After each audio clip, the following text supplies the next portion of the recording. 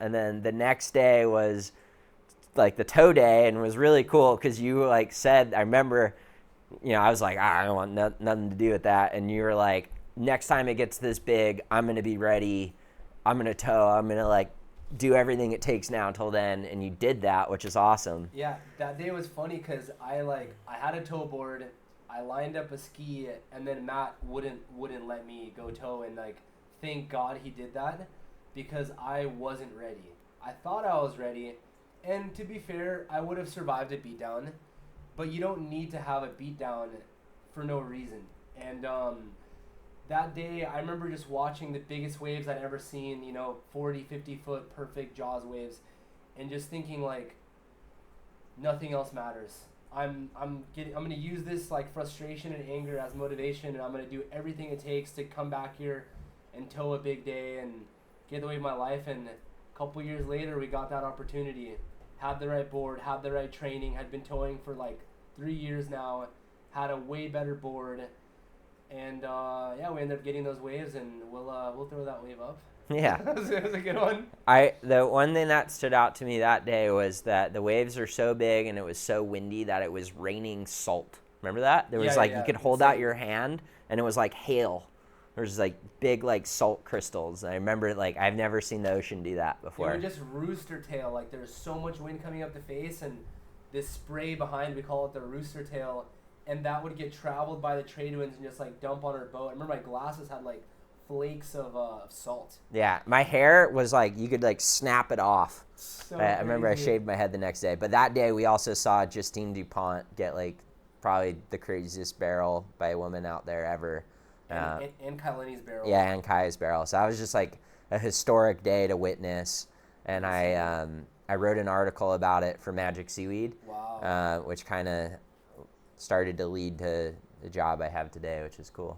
That's incredible. Yeah.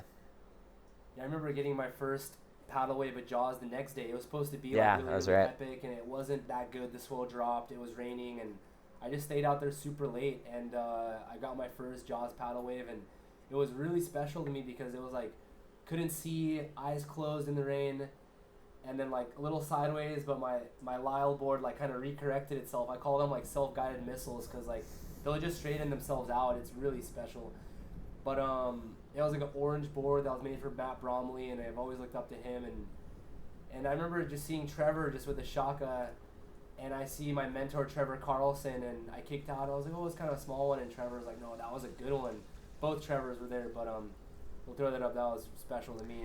Yeah, that's a sick run of 4 days. Yeah, and that last day I caught my first wave at Jaws that day too, and I remember. Left. Yeah, I unintentionally went left. What happened? I got worked earlier. I think I got caught inside, or I fell on a wave, and I went back onto the boat. And Victor Lopez, Jerry Lopez's brother, was on the boat, and he was like, "I'm like, yeah, I'm done. Like, I didn't catch a wave. Whatever. It's my first time here." And he's like, "You came all this way, spent all this money, paddled out for that long, and you didn't catch a wave. Get off the boat, go back out there and paddle and go catch one." And I was like, kind of scared. Like, I was like, oh, okay, like, yeah, sure. That's intense. And then so I jumped off the boat, and I started slapping myself, like, just like, ah. And then I paddled straight to the peak, past everyone, and, like, sat, like, inside of Billy Kemper. And, like, Billy, like, turned around and was, like, about to yell at me for, like, paddling up his inside. And right then a wave started coming, and I was like, if you don't catch this wave, Billy's going to kick you out of the lineup. So you got to catch it. And so I started to get into it, and it was so windy, and I brought an epoxy gun, which now I've learned don't ride those.